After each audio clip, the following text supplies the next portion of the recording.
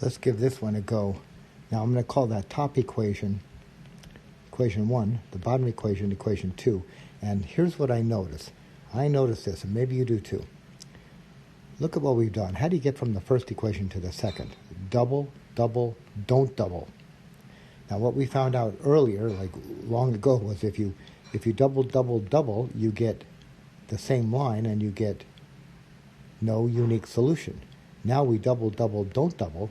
These lines are going to be parallel. And then we will have no solution because parallel lines do not intersect. So let's see that this actually happens. In the first equation, let's look at the first equation. Here we have x plus 2y equals 6. Now I'm going to solve for y, and I'll get 2y equals negative x plus 6. Divide by 2, I'll get y equals negative 1 over 2x plus 6. Are you okay with that?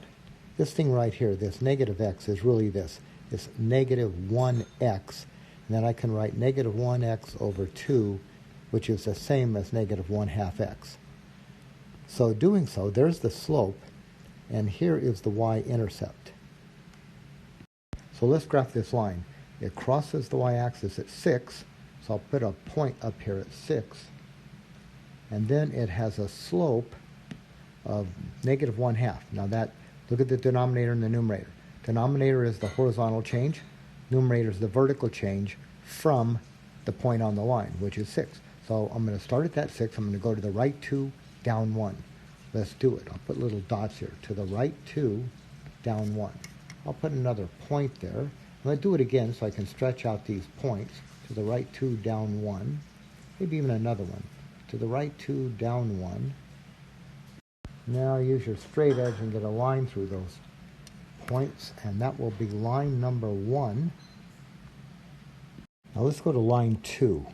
Line 2 is 2x plus 4y equals 28.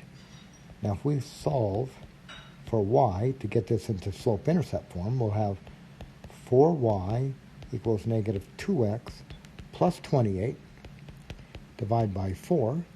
We'll get y equals negative 2 over 4x plus 28 over 4. And that'll give us y equals, now reduce, negative 1/2 x plus 7.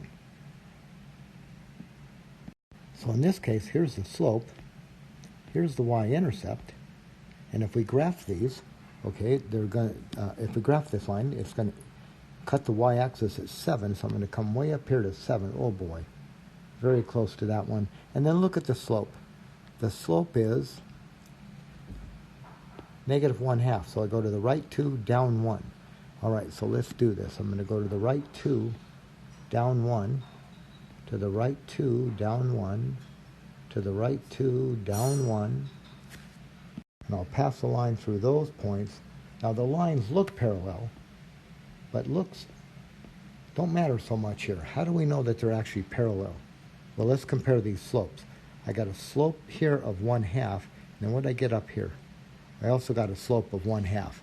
So I know the slopes are equal, so I know the lines are parallel. And if they're parallel, these lines never intersect. So they're parallel lines, no intersection, so therefore no solution.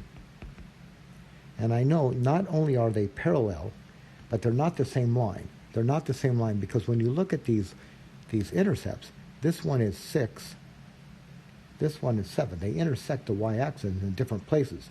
So they're parallel lines because they have the same slope and they cut the y-axis in different places.